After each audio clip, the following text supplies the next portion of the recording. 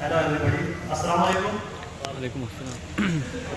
First of all, I am thankful to all of you for coming at this auspicious occasion. I am very happy today. I hope to Allah Ta'ala this day come again and again in our life in the next time. We are celebrating our 4th annual program. As you know, बाहर से बहुत सारे हमारे मेहमान guest आए हुए हैं, पत्रकारगण मौजूद हैं, MFI से हमारे कुछ पदाधिकारी आए हुए हैं, उनका भी मैं बहुत शुक्रिया अदा करता हूं। और जितने भी संगठनों से जैसे कि मंसूरी परिवार से बहुत सारे हमारे पदाधिकारी के साथ साथ बहुत ही जो हमारे सदस्य हैं इसके साथ जुड़े हुए हैं, संगठनों को चला रहे हैं, और मंसूरी वेलफेयर फाउंडेशन से हमारे जो पदाधिकारी हैं, और इसके अलावा जितने भी साथी उनके साथ आए हैं उन तमाम का भी मैं तहे दिल से शुक्रिया अदा करता हूं। और इसी के साथ खिदमत हर जो हमारे किराना के अंदर काफ़ी टाइम से काम कर रही है माशाल्लाह, जो लोगों के लिए खिदमत का काम कर रही है और अपने स्तर से बहुत सारे बच्चों को पढ़ाने का कार्य करती है, उनके संगठन के अध्यक्ष जी नसीम साहब और जो दूसरे दीगर पदाधिकारी हैं उनका भी मैं बहुत तहे दिल से शुक्रिया अदा करता हूँ। और तमाम जितने भी लोग यहाँ पर मौजूद हैं, दूर दूर से चलकर आए तमाम मेहमानों का मैं बहुत बहुत स्वागत करता हूँ और शुक्रिया अदा करता हूँ। साथियों, वैसे तो हमारी सोसाइटी के उपाध्यक्ष जनाब नदीम मंसूरी साहब ने आपको सोसाइटी के कार्य से अवगत करा दिया है। सोसाइटी किस तरह का कार्य कर रही है, पिछले 4 सालों से हमारी सोसाइटी ने जो कार्य किए हैं उनको आपको अच्छे से मुझे लगता है कि अच्छे से अवगत करा दिया गया है। फिर भी हमारी सोसाइटी के रजिस्ट्रेशन से लेकर हमने जो कार्य किए हैं उनमें जो मोस्ट इम्पोर्टेंट है उनको एक बार सरसरी तौर से मैं भी आपको बता देना चाहता हूँ। हमारी सोसाइटी जो हमारे बहुत प्रोग्राम है, बच्चों को सम्मानित करने के साथ साथ लोगों के अंदर जागरूकता कैसे पैदा की जाए, इसको गौरव फिगर को लेकर कार्य करती है। और इसके लिए हम अपने समाज को शिक्षा के स्तर पर ऊपर उठाने के लिए हम लोगों को जगह जगह हर प्रोग्राम में, शादी के या कोई प्रोग्राम फंक्शन होता है उसमें पम्फलेट वगैरह लेकर जिसमें तमाम बातें लिखी होती है एजुकेशन को लेकर, वो लोगों को पढ़कर सुनाते हैं और उसके अलावा पम्फलेट वगैरह बांटते हैं, जिससे कि लोगों के अंदर जागरूकता है और लोग अपने बच्चों को, अपनी बच्चियों को अच्छी से अच्छी तालीम देकर उनको एक काबिल इंसान बनाए। यही हमारी सोच है, हमारी सोसाइटी का यही एक लक्ष्य है। हमारी सोसाइटी को चलाने में साजिद भाई नावला जी का जो हमारे अध्यक्ष रह चुके हैं, भाई साहब परवादा से पहले अध्यक्ष वही थे, उन्होंने इसकी शुरुआत की थी। और जो आज आ नहीं सके क्योंकि वो अपने कार्य की वजह जॉब की वजह से काफ़ी दूर हैं, असम में, यहाँ असम में मौजूद हैं, अपनी ड्यूटी पर हैं, वो रिसर्च सेंटर में हैं। उनका जितना शुक्रिया अदा किया जा सके वो कम है, क्योंकि उन्होंने समाज को जगाने के लिए जो कार्य किया है, जो नींव उन्होंने रखी, वो वाकई में काबिल तारीफ है। उनके लिए मैं चाहता हूँ कि वो थोड़ा तारीफ हो जाए, क्योंकि जो पौधा उन्होंने लगाया था आज मैं इन बच्चों के रूप में देख रहा हूँ माशाल्लाह। जो टैलेंट मुझे बच्चों में दिखाई दिया वो अब से पहले कभी मैंने नहीं देखा।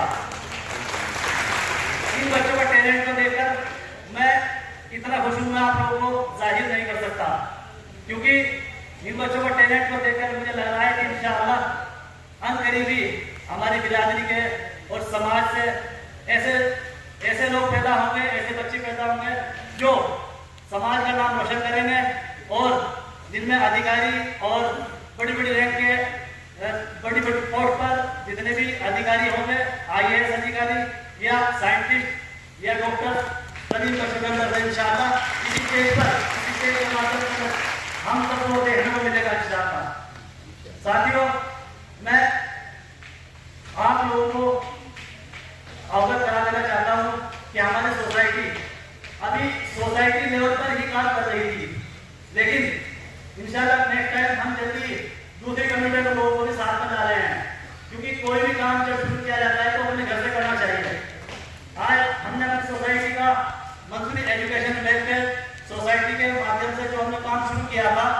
वो आज आप लोगों के सामने रिजल्ट है।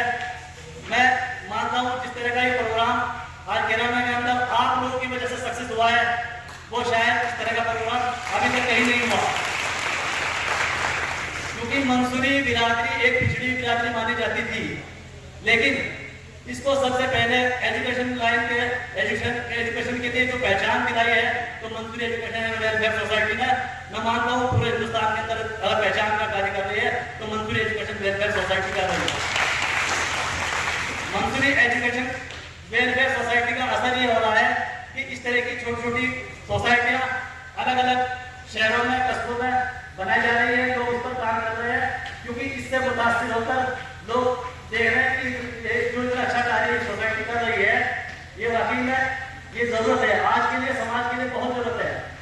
तो इसलिए मेरे दोस्तों, मैं आप लोगों से इंतजार करूंगा कि जिस तरह का काम सोसाइटी कर रही है, इसमें आप लोगों को भी अपने बच्चों के बारे में, उनके मुस्तकबिल के बारे में सोचना चाहिए और उनको ज़्यादा से ज़्यादा एजुकेशन की तालीम दिलानी चाहिए। क्योंकि कुछ बच्चों के विचार में तो मुझे लगा अभी सोसाइटी में अभी बहुत पिछड़ापन है हमारे समाज में।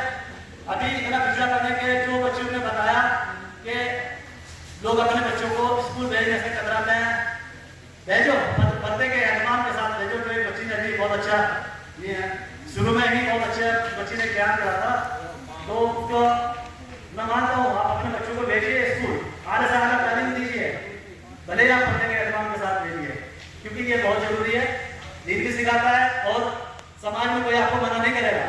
आधा से आधा तालीम आप अपने बच्चों को दें और बच्चों को कामयाब बनाएं। उनके जो उनका टैलेंट है उसको छुपाया नहीं, उसको उनके टैलेंट को उनका उभारने के लिए उसका मदद करें, उसको सपोर्ट करें। सफलता तक जाने वाले रास्ते सीधे नहीं होते, लेकिन सफलता मिलने के बाद सीधे हो जाते हैं। साथियों, हमने ये लाइनें तो कई बार सुनी है कि कोशिश करने वालों की कभी हार नहीं होती। जब हम कोई काम करते हैं तो हमें कोशिश बार बार करनी होती है, तभी हम सक्सेस होते हैं। अगर हम कोई काम कर रहे हैं और उसमें हमें कोई उलझने परेशानियां वो तो आएंगी, अगर हम उलझने परेशानियों को देखकर रुक गए तो समझ लो हमारे बहुत टूट जाएंगे, हम आगे नहीं बढ़ पाएंगे। तो इसके लिए हमें क्या चाहिए, हमें अपनी कोशिशें लगातार जारी रखनी चाहिए। हमें आखिरी सांस तक, मरते दम तक हमें अपने ख्वाबों को नहीं तोड़ना चाहिए और अपनी कोशिशों को जारी रखना चाहिए। चलिए कहानी की तरफ से चलता हूँ आपको लेकर। एक छोटी सी कहानी है जिसका नाम एडम का नाम आपने सुना होगा। थॉमस एल्विन एडिसन जो थे, उन्होंने 15 साल लगातार 15 साल मुसलसल कोशिश के बाद बल्ब का आविष्कार किया। लेकिन जो आप आजकल इस्तेमाल अपने घर में करते हैं, एक स्विच ऑन करने पर जल जाता है, स्विच ऑन करने पर बुझ जाता है। जहां अंधेरे होते हैं वहां रोशन कर देते हैं और अपने घरों को बहकाते हैं। लेकिन क्या आपने कभी सोचा कि उस बल्ब का आविष्कार करने में जो साइंटिस्ट है एडिसन, उनको कितनी परेशानियों का सामना करना पड़ा, कितनी बार वो फेल हुए, क्योंकि उन्होंने हजारों कोशिश की। हजारों कोशिश करने के बाद भी जब उनको कोई कामयाबी न मिल सकी तो वो हताश, परेशान, वो सोचने लगे कि क्या करूं, शायद मैं इसमें कामयाब नहीं हो सकता। क्योंकि इसके लिए उन्होंने बड़ी मेहनत की, 16-16 घंटे दिन में काम किया, बड़ी बड़ी स्केच बनाई और उन्होंने जंगलों की छांव में भटकते रहे ताकि उनको जो एक रोशनी मिल जाए। लेकिन आखिर एक दिन वो हताश, परेशान अपने ऑफिस में बैठे हुए थे। उन्होंने सोचा कि शायद मैंने मेरी जो 15 साल की कोशिश है और हजारों कोशिशें मैंने की है, वो सब मेरी मेहनत बेकार हो जाएगी, मैं इसमें कुछ नहीं कर सकता। और उन्होंने पैकअप करने की सोची। वो अपने लैब में गए। अपनी लैब में जब गए तो उन्होंने सोचा कि अपना पैकअप करते हैं, लेकिन उनको दिखाई दिया एक बड़ा सा मीटर जिसमें वाइब्रेशन हो रही थी। उन्होंने देखा कि ये वाइब्रेशन यानी कि इसके अंदर करंट प्रवाह हो रहा है। तो उनको लगा कि शायद मैं एक बार और कोशिश करनी चाहिए, क्योंकि इंसान को कोशिश आगे बढ़कर करनी चाहिए। और उनकी उस कोशिश का नतीजा है कि आज हम अपने घरों में लाइटें जला रहे हैं, वरना हम आज भी वही दिए जलाए हुए होते हैं और उसी तरह अपनी जिंदगी गुजार रहे होते हैं। तो साथियों, अगर वो अपनी आखिरी कोशिश ना करते तो शायद उनको सबसे बड़ा अफसोस होता कि मैंने अपनी जिंदगी का इतना वक्त बर्बाद किया और मुझे लोग ताने कसने देंगे कि मैं अपनी टाइम को बर्बाद करने के बाद कुछ भी हासिल नहीं कर सका। लेकिन उनकी इस कोशिश ने उनको कामयाब बनाया और वो आज इस स्टेज पर हम उनका नाम ले रहे हैं। तो साथियों, मैं आप लोगों को यही कहूंगा कि हमें अपनी हर आखिरी कोशिश करते रहना चाहिए। क्या पता हमारी कौन सी कोशिश हमें कामयाब बना दे और हमारा नाम दुनिया में रोशन कर दे। क्योंकि आपने देखा होगा कई बार चींटी अपना खाना मुंह में लेकर दीवार पे चढ़ती है, फिर फिसलती है, फिर चढ़ती है, फिर गिरती है, फिर चढ़ती है, लेकिन एक बार वो अपनी कोशिश में कामयाब जरूर होती है और वो एक बार आखिरकार अपनी पर चढ़ी जाती है। तो साथियों, इसी के साथ मैं आप तमाम लोगों को यही संदेश देना चाहूंगा कि हमें हर नामुमकिन काम को मुमकिन करके दिखाना है और अपनी हर आखिरी कोशिश तक के कार्य करते रहना है जब तक कि हमें कामयाबी न मिल जाए। इसी के साथ तमाम सुनने वाले साथियों का बहुत शुक्रिया। अस्सलाम वालेकुम।